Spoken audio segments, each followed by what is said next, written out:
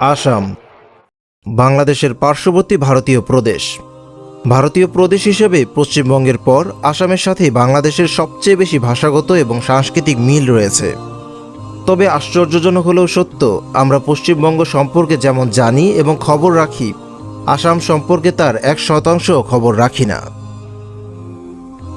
আসামের সাথে আমাদের যেমন ভাষাগত মিল রয়েছে, তেমনি ধর্মীয় ও ঐতিহ্যগত ব্যাপক সাদৃশ্য বিদ্যমান। বর্তমানে মুসলিম পার্সেন্টেজের হিসেবে ভারতীয় কাশ্মীর এবং লাক্ষাদ্বীপের পরই আসামের অবস্থান। ভারতের 7 সিস্টার্স নামক 7টি রাজ্য তার মূল ভূখণ্ড থেকে বিচ্ছিন্ন। এই 7 সিস্টার্সের ত্রিপুরা ও মণিপুর বাদে বাকি 4টি রাজ্যের জন্ম মূলত আসাম থেকে। আসাম ভেঙেই পরবর্তীতে মেঘালয়, মিজোরাম, নাগাল্যান্ড এবং অরুণাচল প্রদেশ গড়ে ওঠে। ভারতের কেন্দ্রীয় সরকার সবসময় আশঙ্কায় থাকে ভৌগোলিক বিচ্ছিন্নতা, সাংস্কৃতিক ও ঐতিহাসিক ভিন্নতার জন্য 7 সিস্টার্স তার হাতছাড়া হতে পারে।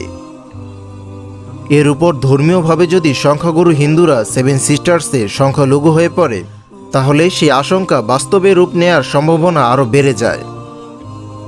ইতিমধ্যে ত্রিপুরা ও আসাম বাদে 7 সিস্টার্সের বাকি 5টি রাজ্য খ্রিস্টান সংখ্যাগরিষ্ঠ হয়ে পড়েছে। খ্রিস্টান সংখ্যাগরিষ্ঠ রাজ্যগুলো ভারতের জন্য প্রাথমিকভাবে হুমকি হবার সম্ভাবনা ক্ষীণ, কেননা ভারতের আশেপাশে কোনো খ্রিস্টান দেশ নেই। কিন্তু কোনো রাজ্য মুসলিম সংখ্যাগরিষ্ঠ হলে তা ভারতের জন্য বিপজ্জনক হতে পারে বলে দেশটির নীতি নির্ধারকেরা ধারণা করেন। আর তা যদি হয় মূল ভূখণ্ড থেকে বিচ্ছিন্ন, তাহলে সে আশঙ্কা আরও বৃদ্ধি পায়। আসামের ক্রমবর্ধমান মুসলিম জনসংখ্যা দিল্লিকে সে ভয় এনে দিচ্ছে। তাই আসামের মুসলমানদের উদ্বিগ্ন হওয়ার মতো নানা ধরনের পদক্ষেপে লিপ্ত হচ্ছে ভারতীয় কেন্দ্রীয় সরকার। সেই সাথে যুক্ত হয়েছে পুরনো অসমীয়া ভাষীদের সাথে বাংলা ভাষীদের ঐতিহাসিক বিরোধ। আসামের অসমীয়া সরকার এবং ভারতের কেন্দ্রীয় সরকার কর্তৃক ভারতীয় মুসলিমদের বহিরাগত হিসেবে চিহ্নিত করার চেষ্টা কয়েক যুগ ধরে হচ্ছে। তাদের মধ্যে বাঙালি মুসলিম মাত্রই বাংলাদেশি অনুপ্রবেশকারী। অথচ সত্য ইতিহাস বলে এটা স্পষ্ট অপপ্রচার। কিন্তু এমন মিথ্যা অপপ্রচার কয়েক দশক ধরে চলতে চলতে আজ সেখানকার মুসলমানদের জীবন অতিষ্ঠ করে তুলেছে। রাষ্ট্রযন্ত্র এবং সংখ্যাগুরু অসমীয়াদের এমন বিদ্বেষ এবং জিঘাংসার একমাত্র ভিকটিম হচ্ছে বাঙালি মুসলিমরা। আজ আসাম এমন এক উপত্যকা যেখানে বাঙালি মুসলমানদের নিরাপত্তা সংকট প্রকট আকার ধারণ করেছে। আমাদের এবারের পর্ব আসাম নিয়ে। এই পর্বে আমরা জানব আসামে ইসলামের আবির্ভাব, অবৈধ বাংলাদেশি তত্ত্ব, আসামের মুসলিমদের বিভাজন ও অসমীয়াদের চাওয়া সম্পর্কে। ইসলাম ও আসাম। আসামে বর্তমানে মুসলিম জনসংখ্যা হল মোট জনগোষ্ঠীর 40%। আসামের মোট মুসলিম জনসংখ্যা 1,40,00,000। অদূর ভবিষ্যতে আসাম একটি মুসলিম সংখ্যাগরিষ্ঠ প্রদেশ হবে বলেই বিভিন্ন জরিপে উঠে এসেছে। 1951 সালে এই প্রদেশের মুসলিম জনসংখ্যা 24% হলে 70 বছরের ব্যবধানে তা বেড়ে 40-এ পৌঁছেছে। ভারতের বিভিন্ন জনমিতি সমীক্ষায় দেখা গেছে 2050 সালের মধ্যে আসাম মুসলিম সংখ্যাগরিষ্ঠ প্রদেশ হবে। আসামে ইসলাম প্রচার কিভাবে হয়? আসাম মধ্যযুগে কখনোই মুসলিম শাসকদের অধীনে পুরোপুরি আসেনি। আসামের উপর 1206 সালে বখতিয়ার খলজির অভিযান, 1498 সালে আলাউদ্দিন হুসাইন শাহের অভিযান, 1527 সালে নুসরাত শাহের অভিযান, 1532 সালে তবরক খানের অভিযানের কোনোটি পুরোপুরি সাফল্য বয়ে আনেনি। ফলে দীর্ঘকাল বাংলার পার্শ্ববর্তী এই অঞ্চলটি অহোম রাজাদের অধীনেই ছিল। অবশেষে মোগল সাম্রাজ্যের শ্রেষ্ঠ বাদশাহ আওরঙ্গজেব আলমগীরের আমলে আসামের রাজধানী সর্বপ্রথম মুসলমানদের করায়ত্ত হয়। বাংলার সুবাদার মীর জুমলার অভিযানের মাধ্যমে 1662 সালে আসামের পার্বত্য অঞ্চল বাদে পুরোটা মুঘলদের অধীনে আসে। অবশ্য এই বিজয় বেশিদিন স্থায়ী হয়নি। 1663 সালে ঢাকায় আসার পথে মীর জুমলা মৃত্যুবরণ করে। মীর জুমলার ইন্তেকালের সুযোগে অহোম রাজা পুনরায় আসাম দখল করে। আসাম পুনরুদ্ধারে আওরঙ্গজেব আবার রামসিংহের নেতৃত্বে সৈন্য পাঠান। কিন্তু 12 কয়েক যুদ্ধের পর 1671 সালে চূড়ান্তভাবে অহোম রাজাদের কাছে পরাজিত হন রামসিংহ। আর আওরঙ্গজেব ও ওইদিকে দক্ষিণাত্য নিয়ে ব্যস্ত হয়ে পড়ায় আসামের দিকে মনোনিবেশ করার সুযোগ পাননি। বলা যায় মুঘল আমল বা এর আগে সুলতানি আমল কখনোই আসামে দীর্ঘস্থায়ী ও টেকসই কেন্দ্রীয় বা মুসলিম শাসন প্রতিষ্ঠিত হয়নি। অহোম রাজারা 1815 সাল পর্যন্ত বলতে গেলে নিজেদের সার্বভৌমত্ব বজায় রেখে রাজত্ব পরিচালনা করেন। অবশ্য আসামের পার্শ্ববর্তী কোচ রাজ্যটি মোগলদের করদ রাজ্য ছিল। 1815 সালে বার্মিজ রাজা কর্তৃক পরাজয়ের মাধ্যমে আসামে সর্বপ্রথম বাহিরের শক্তির আগমন ঘটে। এরপর 1826 সালে ব্রিটিশ কর্তৃক বার্মিজ রাজাদের পরাস্ত করার মধ্য দিয়ে আসামে আগমন হয় ব্রিটিশ শাসনের। এভাবেই 1826 সালে সর্বপ্রথম ভারতের কেন্দ্রীয় সরকারের অধীনে আসে আসাম। ইতিহাস থেকে আমরা দেখতে পাই মধ্যযুগের সুদীর্ঘ সময়ে সমগ্র আসাম স্থায়ীভাবে মুসলমানদের শাসনে আসেনি। আসামের কিছু কিছু অঞ্চল ক্ষণিকের জন্য মুসলিম শাসনাধীন ছিল। এই সময়ে তাই রাজশক্তির মাধ্যমে ইসলাম প্রচার ঘটেনি। মূলত সুফি দরবেশ, যুদ্ধে আগমনরত সৈনিক এবং মুসলিম ব্যবসায়ীদের মাধ্যমে অসমীয়া জনগোষ্ঠীর একটা অংশ ইসলামের ছায়াতলে আসে। অবৈধ বাংলাদেশি তত্ত্ব অপপ্রচার শুরু কিভাবে? ব্রিটিশরা আসাম দখলের পরপরই আসামের পাহাড়ি অঞ্চলে চা চাষের পরিকল্পনা গ্রহণ করে। কিন্তু আসামের জনসংখ্যা অত্যাধিক কম হওয়ায় বিহার, ছত্তিশগড় প্রদেশ থেকে অনেক শ্রমিক প্রদেশটিতে আনা হয়। আর এভাবেই আসামে বাহির অঞ্চলের মানুষের ব্যাপক আগমন শুরু হয়। যদিও বিহার, ছত্তিশগড় অঞ্চল থেকে আগত চা চাষিদের মধ্যে মুসলিম খুবই কম ছিল। আবার এই শ্রমিকদের খাদ্যের চাহিদা মেটানোর জন্য বেশ কিছু কৃষক আসামে মাইগ্রেট হয়। তৎকালীন পূর্ববঙ্গ তথা আজকের বাংলাদেশ থেকে এই পরিযায়ী কৃষকদের বেশিরভাগই ছিলেন আবার মুসলিম। আর এই মাইগ্রেশন কোনো মতেই অবৈধ বলা যায় না, কারণ তখন আসাম আর পূর্ববঙ্গ একই দেশ ছিল। আসামের জনমিতির সবচেয়ে বড় পরিবর্তন আসে পূর্ববঙ্গের বৃহত্তম রংপুর জেলার বিরাট অংশ এবং বৃহত্তর সিলেট জেলার ব্রিটিশ রাজ কর্তৃক আসামকে প্রদান করার মাধ্যমে। রংপুরের গোয়ালপাড়া এবং ধুবড়ী নামক এলাকা পূর্ববঙ্গ থেকে আসামে প্রদান করা হলে আসামে মুসলিম জনসংখ্যা ব্যাপক বৃদ্ধি পায়। কারণ রংপুর হলো মুসলিম সংখ্যা গরিষ্ঠ এলাকা। গোয়ালপাড়া ও ধুবড়ী জেলা ভেঙে বর্তমানে আসামে 5টি জেলা রয়েছে। W Hunter statistical account of Goalpara থেকে জানা যায় 1874 সালে আসাম নতুন প্রদেশ গঠন হলে গোয়ালপাড়া জেলাটি আসামের অন্তর্ভুক্ত করে ব্রিটিশরা। সেই শুরু থেকেই বাঙালি মুসলিম অধ্যুষিত গোয়ালপাড়া জেলায় আসামের কর্তৃত্ব। 1874 সালে ব্রিটিশ সরকার বাংলার অবিচ্ছেদ্য অংশ সিলেটকে বাংলা থেকে বের করে আসামের সাথে জুড়ে দেয়। আর তখন অর্থনৈতিক, প্রশাসনিক নানা কারণে কিছু সংখ্যক বাংলাভাষী সিলেটিরা আসামে মাইগ্রেট হতে শুরু করে। 1947 এর আগ পর্যন্ত সিলেট আসামের অংশ ছিল।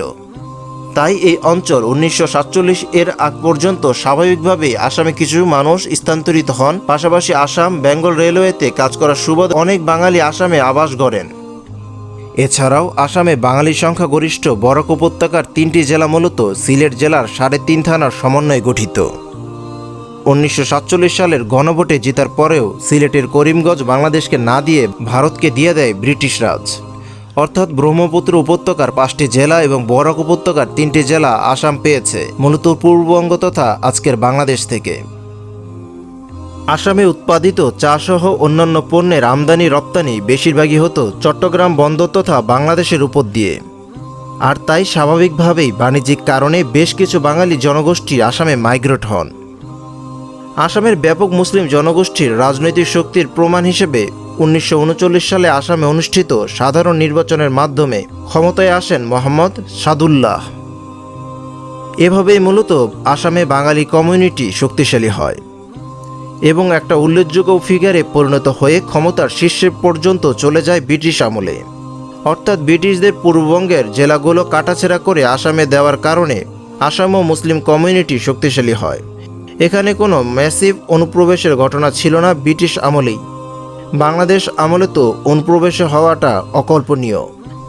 মূলত বাঙালি মুসলিম তথা আসাম প্রদেশে মুসলমানদের সংখ্যা বৃদ্ধি ক্রোধের কারণ হয়ে ওঠে অসমিয়াদের, বিশেষ করে অসমিয়া হিন্দুদের। ব্রিটিশ পরবর্তী আসামে তাই বাঙালি মুসলিম বিরোধী সেন্টিমেন্ট জোরদার হয়। আসামের মুসলিম জনসংখ্যাকে মোটা দাগে 2 ভাগে বিভক্ত করা যায়, অসমিয়া ও বাঙালি। অসমিয়া মুসলিমরা আবার সাধারণত 3 ভাগে বিভক্ত, মৌরিয়া, গৌরিয়া এবং দেশি। মৌরিয়া। আসামে ইসলাম আগমন হয় বখতিয়ার খিলজির তিব্বত অভিযানের মাধ্যমে। তিব্বত অভিযানকালে আসামের পথ ধরে বখতিয়ার খিলজি যাত্রা শুরু করেন। বঙ্গবিজয়ের এই বীর অবশ্য তিব্বত অভিযানে সফল হতে পারেননি, কিন্তু তার সৈন্যদলের একাংশ সে সময় আসামে থেকে যায়। তারাই আসামের বুকে প্রথম ইসলামের মশাল স্থাপন করে। এই সৈনিকরা আসামে বিবাহ করে স্থায়ীভাবে থেকে যায়। তাদের বংশধরেরা আসামে মৌরিয়া মুসলিম নামে পরিচিত। আলী মেচ নামক এক অসমিয়া নাগরিক সে সময় বখতিয়ার খলজির হাত ধরে ইসলাম গ্রহণ করেন। তিব্বত অভিযানে তিনি বখতিয়ার খিলজিকে পথ নির্দেশনাও দেন। আলী মেচ পরবর্তীতে আসামে ব্যাপক ইসলাম প্রচার করেন। আলী মেচ সহ আরও বেশ কিছু মুসলিম সুফি দরবেশদের প্রচারণার ফলে স্থানীয় রাজবংশী কোচ উপজাতি একটা অংশ ইসলাম গ্রহণ করে সেই 13 শতকের দিকে। আসামের পরিচিত জোলা অথবা দেশীয় মুসলিম নামে। গৌরিয়া 1532 সালে তবারক খান বাংলা গৌর অঞ্চল থেকে আসামে আক্রমণ চালায়। সেবারই প্রথমবারের মতো মুসলিম সৈন্যরা খানিকটা সফলতা পায়। তবারক খানের সাথে গৌর এলাকা থেকে আসা কিছু মুসলিম আসামে থিতু হন। এরা পরিচিতি লাভ করেন গৌরিয়া নামে। আসামের মোট জনসংখ্যা 1,40,00,000, যার মধ্যে 1 কোটি হল বাঙালি মুসলিম। এই বাঙালি মুসলিমরা বরাক উপত্যকা এবং ব্রহ্মপুত্র উপত্যকায় থাকে। তার মধ্যে ব্রহ্মপুত্র উপত্যকায় মুসলমানদের বহিরাগত বাঙালি হিসেবে চিহ্নিত করতে তৎপর আসামের শাসক গোষ্ঠী। আসামের মুসলমানদের বিরুদ্ধে বর্তমান ষড়যন্ত্রটা মূলত বাঙালি মুসলিমদের কেন্দ্র করেই। ব্রিটিশ আমল থেকেই অসমীয়া জনগোষ্ঠীর একটি অংশের মধ্যে ধারণা পেয়ে বসে অতিরিক্ত বাঙালি জনগণের কারণে অসমীয়ারা আসামে সংখ্যালঘু হয়ে পড়েছে। এতে করে একটা সময় আসাম জুড়ে বাঙালি বিরোধী তীব্র সেন্টিমেন্ট গড়ে তোলে অসমীয়ারা। 1971 সালে বাংলাদেশের স্বাধীনতা যুদ্ধের সময় আরেক দফা মাইগ্রেশনের কবলে পড়ে আসাম। যুদ্ধ শেষে বেশিরভাগ বাংলাদেশি নিজ দেশে ফিরে গেলেও কিছু সংখ্যক বাংলাদেশি হিন্দু আসামে চলে যায়। এই ঘটনার পর কিছু স্বার্থান্বেষী মহলের ইন্ধনে আসামে বাঙালি বিরোধী সেন্টিমেন্টের আরও জোরদার হয়। 80 এবং 90-এর দশকে আসামের বড়ো জনগণ বাঙালিদের উপর বিভিন্ন জায়গায় হামলা চালায়। এতে আসামে কয়েক হাজার বাঙালি মারা যান, যার বেশিরভাগই মুসলিম। আসামে 1971 সালের 25 মার্চের আগ পর্যন্ত আগমনকারী সকল নাগরিককে ভারতীয় হিসেবে স্বীকৃতি দেওয়া হয়। এ তারিখের পর কেউ আসামে প্রবেশ করলে তাকে বহিরাগত হিসেবে সংজ্ঞায়িত করার বিধান রয়েছে। সেই হিসাবে আসামে কোনো বাংলাদেশি মুসলিম থাকার প্রশ্নই আসে না, কারণ 1947 সালের পর বাঙালি মুসলিমরা আর আসামে মাইগ্রেট হবার নজির পাওয়া যায়নি। কিন্তু এরপরেও ভারতের কেন্দ্রীয় সরকার এবং আসামের অসমীয়া সরকার প্রতিনিয়ত দাবি করছে বাংলাদেশ থেকে মুসলিম আগমনের। তাদের দাবির সপক্ষে কোনো দালিলিক প্রমাণ না থাকলেও ক্রমাগত প্রোপাগান্ডা চালিয়ে তারা আজ মিথ্যাটাকে সত্য হিসেবে প্রতিষ্ঠা করতে অনেকটা সক্ষম হয়েছে। অসমীয়ারা কি চায়? অসমীয়া জনগোষ্ঠীর দীর্ঘদিনের দাবি হল এনআরসি করা, অর্থাৎ সরকার আসামের জনগণের তালিকা করবে। তালিকার বাইরে যারা থাকবে তারাই অবৈধ অভিবাসী, তাদের আসাম থেকে বের করে দিতে হবে। কংগ্রেস সরকার এনআরসি বিল পাশ করলেও কখনো নাগরিকত্বের তালিকা তৈরিতে কাজ করেনি। এতে করে কংগ্রেসের প্রতি ক্ষুব্ধ হয়ে ওঠে অসমীয়ারা। এই বিরোধটা ছিল অসমীয়া বাঙালি বিরোধ, যা কোনো হিন্দু মুসলিম বিরোধ নয়। কিন্তু 2016 সালে বিজেপি আসাম সরকার গঠনের পর একটি নতুন বিল পাশ করে, citizenship amendment act CAA. Assam জুড়ে বিরোধ আরও বাড়িয়ে তোলে এবং জাতিগত সমস্যাকে ধর্মীয় সমস্যায় পর্যবসিত করে। সিএএ বিলের মূল কথা হলো এনআরসি তালিকা থেকে বাদ গেলেও অমুসলিম জনগণ ভারতের নাগরিকত্ব পাবে। এই সিএএ বিলের বিরুদ্ধে শুধু যে মুসলিম সম্প্রদায় প্রতিবাদ জানিয়েছে তা নয়, অসমীয়া জনগোষ্ঠী ও এটি মেনে নেয়নি। অসমীয়াদের মতে আমরা অবৈধ অভিবাসী মুক্ত আসাম চাই, কেবল অবৈধ মুসলিম অভিবাসী নয়। আসামে বর্তমানে মেজর 4টি পক্ষ রয়েছে। 1. অসমীয়া হিন্দু। এরা চায় হিন্দু মুসলিম সব ধর্মের বাংলাদেশি লোককে অবৈধ অভিবাসী ঘোষণা করা হোক। 2. অসমীয়া মুসলিম। এরা এনআরসি নিয়ে চুপ, তবে সিএএ এর বিপক্ষে। 3. বাঙালি মুসলিম। এনআরসি করা হচ্ছে মূলত এই পক্ষকে বহিরাগত প্রমাণ করাতে। 4. বাঙালি হিন্দু। এনআরসিতে এদেরও বেশিরভাগ বহিরাগত হিসেবে উঠে এসেছে, তবে এদের নাগরিকত্ব দিতে আলাদা করে সিএএ বিল তৈরি করেছে বিজেপি সরকার, আর এতে অসমীয়া জনগোষ্ঠীর একটা অংশ ক্ষুব্ধ। অর্থাৎ দেখা যাচ্ছে এক সময়কার অসমীয়া বাঙালি বিরোধ এখন অনেকটাই হিন্দু মুসলিম বিরোধে রূপান্তরিত হয়েছে। বাঙালি আসামিয়াদের বিরুদ্ধে প্রোপাগান্ডা চালানোর পূর্বে কিছু প্রশ্নের উত্তর অনুসন্ধান ও জানা জরুরি। অসমীয়াদের যে ক্ষোভ অবৈধ বাংলাদেশি অনুপ্রবেশ নিয়ে, তা কি আদৌ সত্যি নাকি কাল্পনিক? বাংলাদেশ থেকে কি সত্যিই কোনো অনুপ্রবেশ ঘটেছে আসামে? এর সঠিক উত্তরই দিতে পারে কোটি আসামের বাঙালি মুসলমানদের নিরাপদ জীবন।